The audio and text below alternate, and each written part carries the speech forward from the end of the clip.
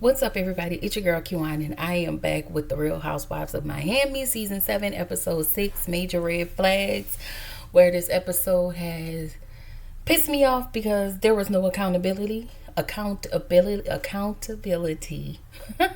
be have taken. Okay. Before I start, make sure y'all like, comment, and subscribe to my channel.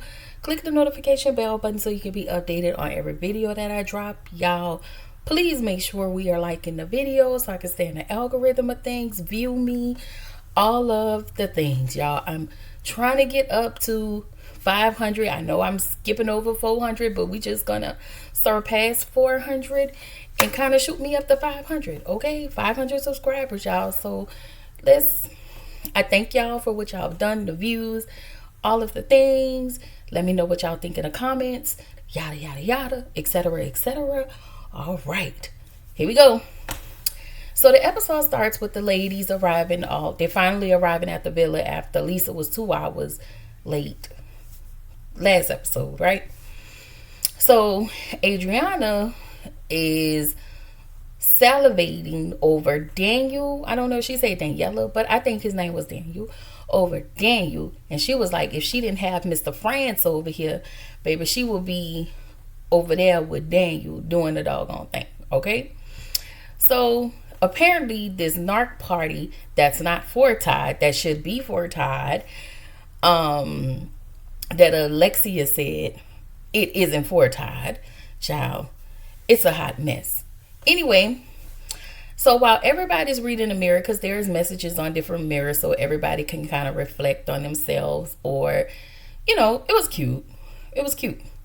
Lisa didn't read not a mirror. She should have read a bunch of them mirrors, because not only did she not read the mirror, she went to check herself in the mirror, and she went to do a physical check and not an emotional and a mental check at this point. And then she started to have a photo shoot, not even paying attention, just in Lisa land. Anyway, Stephanie apologizes to Lisa. Why? I don't know. Must be some unknown stuff we don't know about, we don't see when it comes to production. I don't know, but I wouldn't apologize for nothing, because you was late. That's it, that's all. So Kiki asked Larsa where was she with Lisa. Larsa was like, well, we have to just sit down and talk. And at this point, I am over those two. When I say those two, I mean Larsa and Lisa, the two L's. So Julia, I think she brought up the conversation that her and Gertie had at the dinner or whatever. And Gertie is just constantly talking over Julia. And you can visibly see Julia's face where she's aggravated. Anyway, Alexia, they was like, well, who have the gold chair? Alexia was like, me, because I am the queen. And that's a little narkish, but I'm going to let you have it. So we play the red flag game. First question is, who is constantly talking about themselves? Everybody said Lisa. So she have the most red flags. And so production put in the flashed on the screen, narcissism not about Todd, narc party or something. Y'all should have screenshotted it or something. So anyway, Larsa tells Lisa that you're not the only one with problems. Larsa really aggravates me, and I will let y'all know why. So the second question was, who is quick to I think it was get offensive. I don't know why he put talk offensive, but I think it was get offensive or something.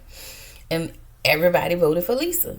And so the next question was, who displays more of the lack of accountability?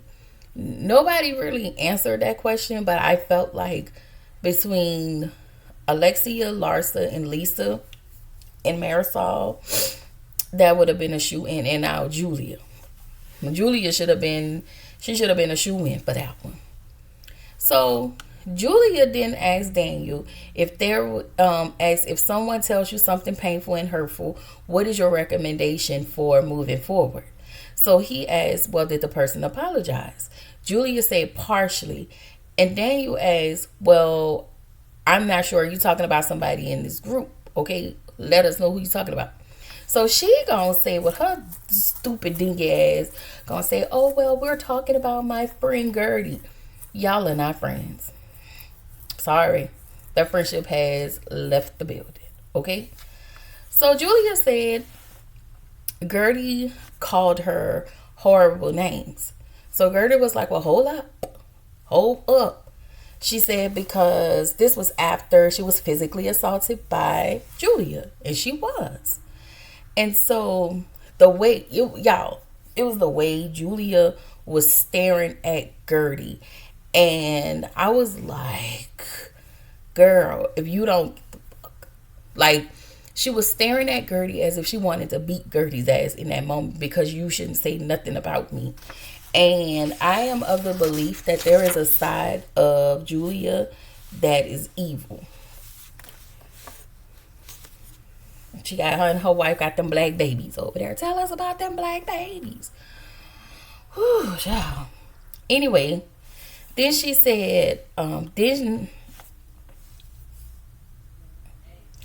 Gertie then said that Julia was like, at the dinner, I'm not going to mention anything, but then she was like, I see Julia. And I'm just telling y'all, if looks can unalive someone, Gertie would be unalive in that moment. Because it was just the way that she looked at her with this disdain and this hate. Anyway, I'm gonna say this. It made me feel like you never really did with Gertie like that. You was just doing it because Nicole was y'all y'all middle person or whatever. She was y'all glue. Anyway, so the next question was, who here likes to play the victim? So at this point, Larsa is just being childish. So she just putting every question that's being answered, she keeps choosing Lisa just to get under her skin.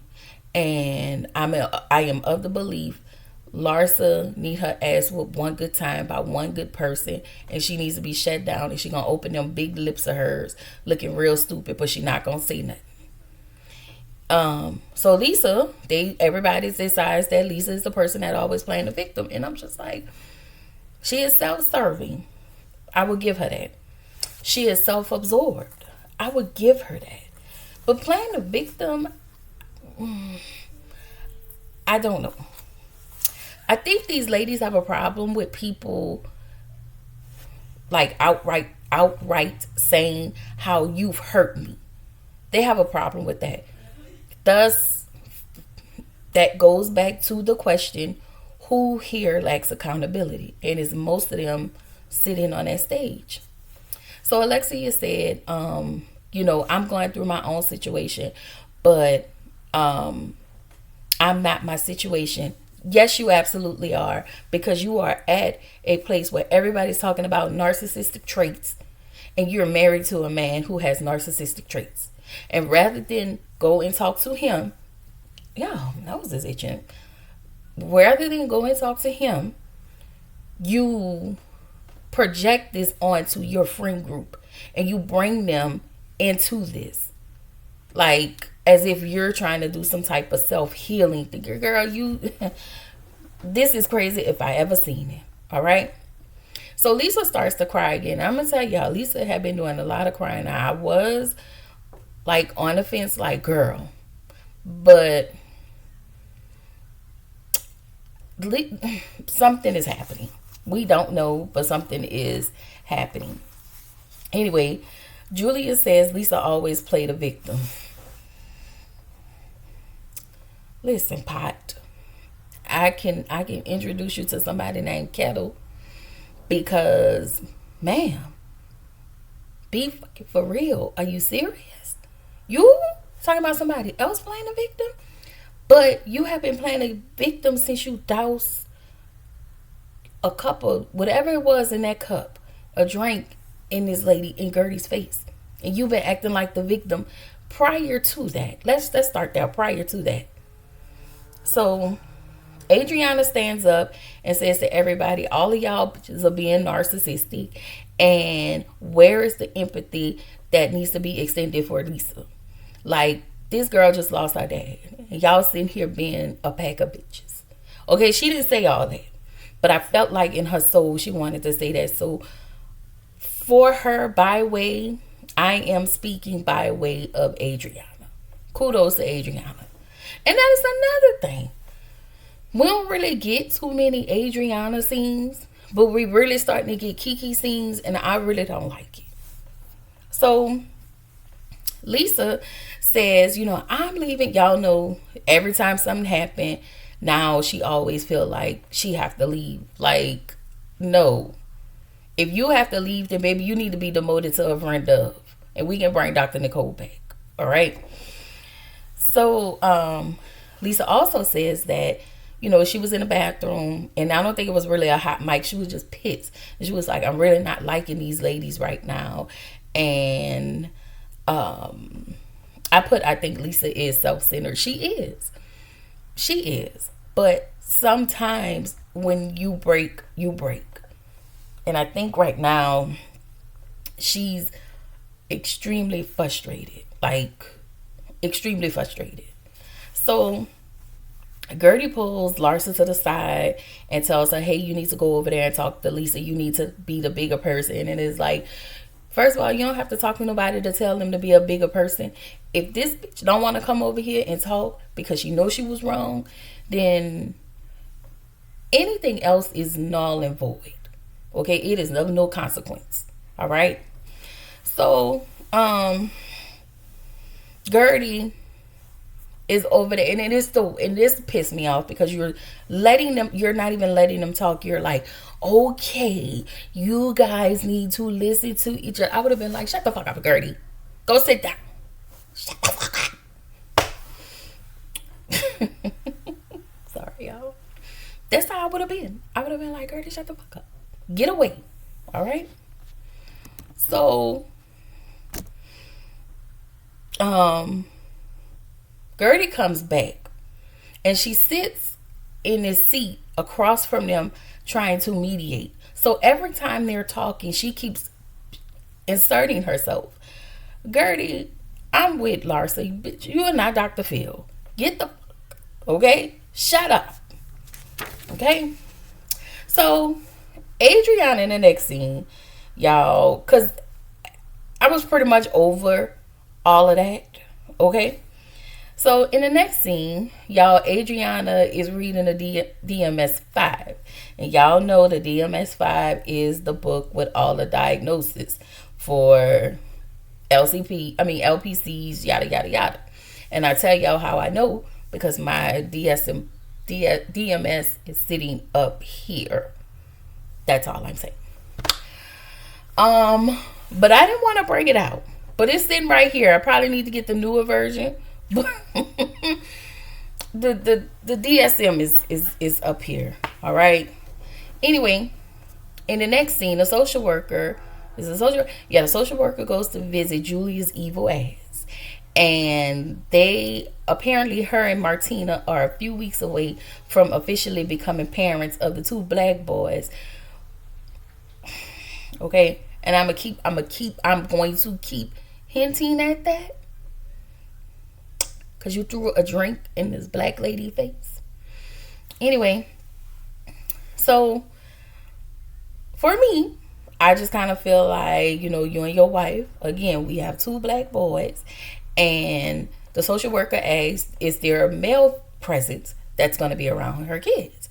And she was like, oh, yeah, I have a brother. And he comes, I think she said 3 times a week, to see the boys, and that's who the boys know. So you got a brother, but you damn sure don't know a brother, and you gonna need a brother for these 2 little brothers. Okay, that bitch be pissing me off. She's a simple bitch. Okay, so girl, let me tell y'all, the tip of my nose, this is what happens with allergies. I don't know, my tip of my nose is itching. Forgive me.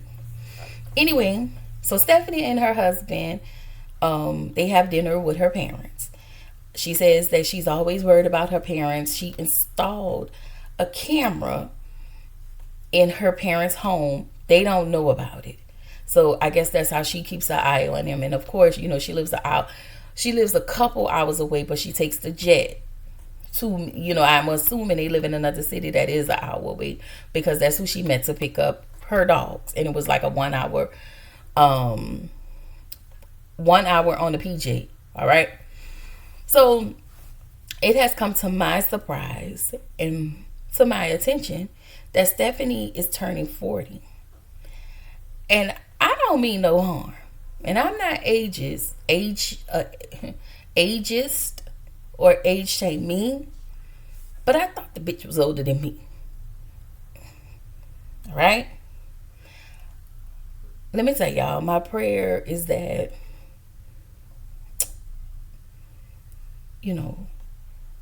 I keep my youth, my youthism. Okay, I don't look as old. I mean, I'm not old, but I don't look elderly. All right, I can't, like I said, I can't believe that I am older than her. Somebody lying, but whatever. I thought this woman was older than me. Her husband apparently is 65 and he is 2 years younger than her dad. So we all know that she doesn't speak with her sisters. And her sisters don't even speak with the mom, or the mom called, there is no relationship between the parents and those twin sisters. So my assessment, and I could be wrong, that them sisters must have fell out with that damn daddy. And because Stephanie, to me, is the golden child, she went along with whatever foolishness her daddy, impressed upon them, I would like to say. And that mama and her because that mama is probably like she's older. So it's one of those people that I have to listen to my husband because my husband is the head shit. And I feel like the mom's relationship with her twin daughters had became collateral damage. Like the mom and the daughters became collateral damage. And that's probably why that mama is sitting right there crying. Because if you notice, the daddy didn't cry. Her dad didn't cry. He kept rubbing. Y'all know how they do this stupid shit where they rub you on your shoulders. They take this one hand and rub you on your shoulders when you cry, and do like rub you like this. Get the fuck off of me. Y'all, something in the milk ain't clean about this here situation. I'm telling y'all, that mama didn't have no control, because she has no control. And her relationship with her daughters became collateral damage. And Stephanie is the golden child. I'm telling y'all. Them sisters don't probably see it for her, because she don't know how to talk to people. Anyway, in the next scene, Gertie and Russell are in couples therapy. And they're there basically because she's trying to get through the post-cancer trauma. And I think she's just trying to get in a better place emotionally and connect more with Russell. So she wants them to move forward with being a couple again. Russell talks about how everything was hard, and we get a clip of him when Gertie was going back to have her surgery, and he hugged her and he cried. And I will say Russell had got extremely emotional in this part, but he had to kind of, so I feel like this was a good scene for me. And so Gertie says she got tired at this point. At that point of her doing chemo, she said at some point she got tired and she wanted to give up, and she was like, I really don't care what happens to me. And Russell tells her that he and the kids need her. You don't get to tell us that. You don't get to just give up. And I was here for that, because most of the time, most people be like, no, you gotta fight this. It's not this. It's going to pass, but I need you to fight through this. I can't fight it for you. You have to fight for yourself. So Russell tells Gertie that, he's not traumatized. Like, I'm letting you know I'm not traumatized by your cancer. I'm actually amazed at how you handled the situation, how you showed up, how you almost gave up, but you pushed through and you never gave up. You didn't give up on yourself. You didn't give up on your health. You didn't give up on your family.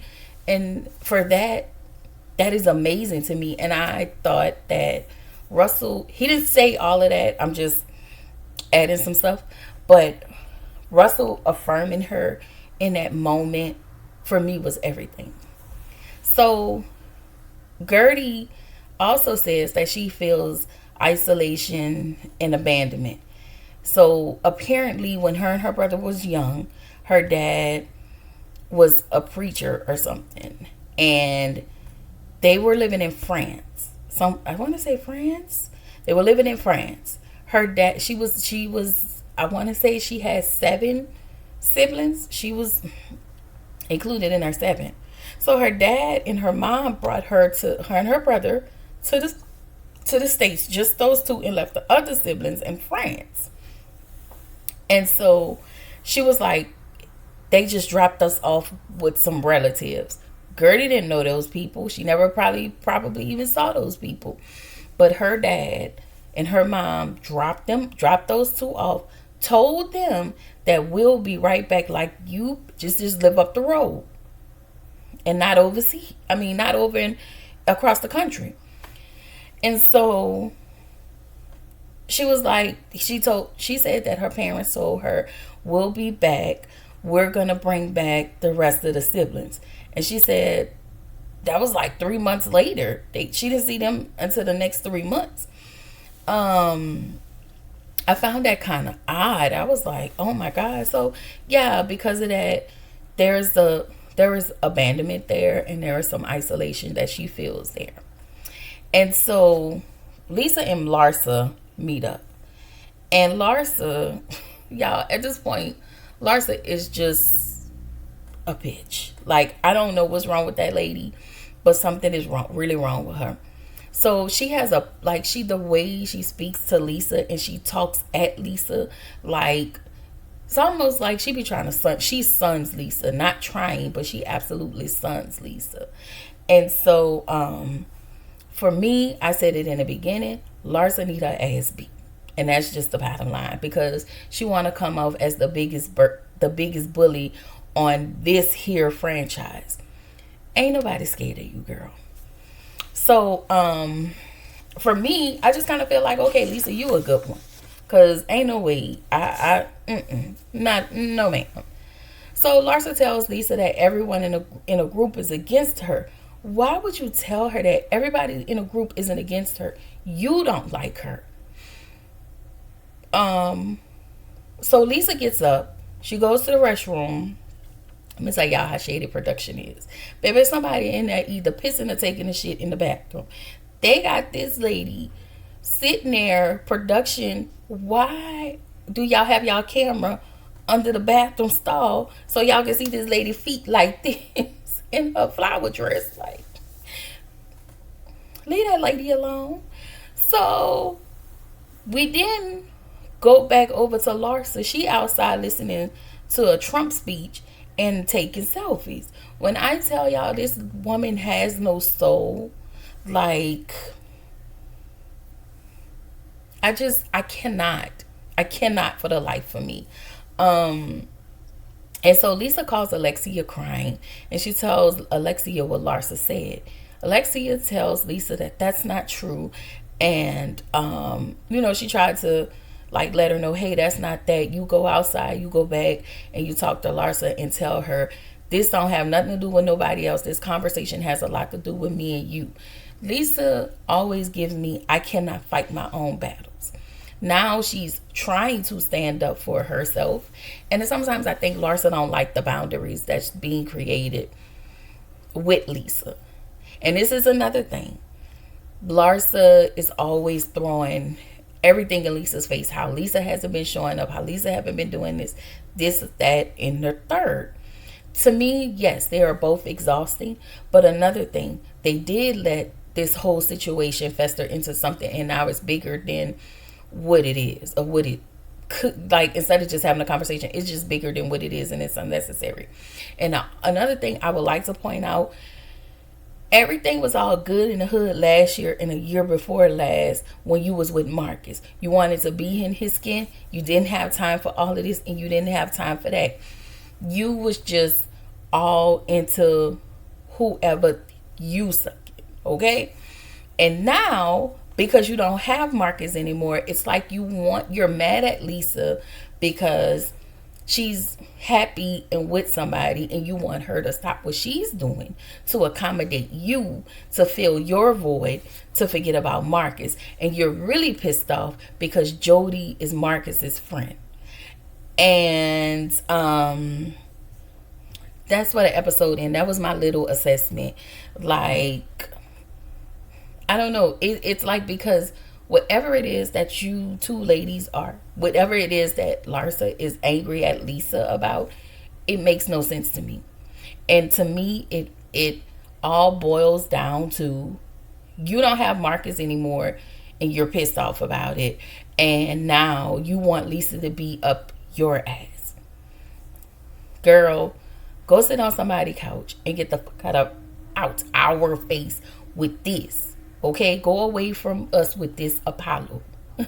Okay, y'all, this is all I got. This is all I have with this here. I'm gonna bring y'all one more video, and that is it for the night, y'all, because I got to go to bed. I got to get up for work in the morning. Okay, make sure y'all like, comment, and subscribe on y'all way out. And yeah, let me know what y'all think in the comments below. Bye.